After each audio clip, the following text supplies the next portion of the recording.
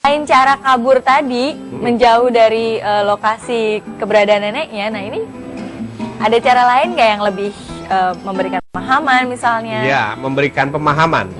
Nah, itu dengan berbagai macam ya. Yang perlu kita pahami begini, bahwa sebenarnya yang lebih besar dari seorang nenek itu adalah egonya.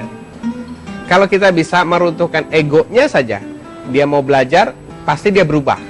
Tapi masalah ego ini yang harus kita pahami. Jadi yang harus kita jaga ego supaya dia nggak tersinggung. Makanya kalau kita ingin menyadarkan nenek, misalnya beli buku 37 kebiasaan, terus geletakin aja, gitu kita main ke rumah mertua, pura-pura ketinggalan. Biasanya dibaca itu. Kalau dengan cara-cara seperti itu. Tapi kalau ini loh Pak, ini aku beli buku, wah itu nggak dibaca itu. Terus yang kedua, kalau misalnya kita mau bicara baik-baik, misalnya bahwa buku ini loh ternyata di buku kebiasaan ini akan menghasilkan ini. Nah itu yang harus menjelaskan adalah yang sedarah. Anaknya berarti. Anaknya, jangan mantunya. Itu egonya lebih keras lagi kalau sampai mantunya. Kecuali orang tuanya memang mudah menerima, open minded. Tapi itu jarang saya temukan.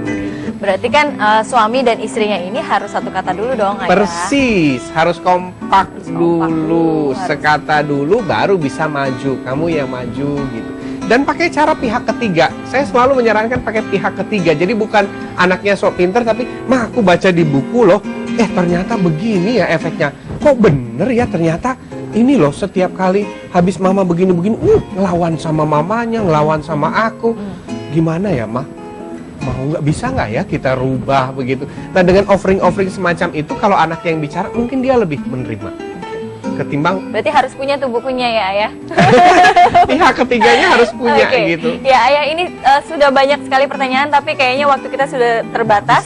Ya, dan gimana kesimpulan hari ini? Ya kesimpulannya adalah saya mengajak kepada semua pihak supaya kita nanti jadi orang tua yang tidak menyesali perbuatan-perbuatan kita saat ini. Mari kita sama-sama belajar. Jangan sampai nanti pas kita sudah senior, aduh seandainya dulu saya baca buku itu, seandainya dulu baca ini, seandainya saya melakukan itu.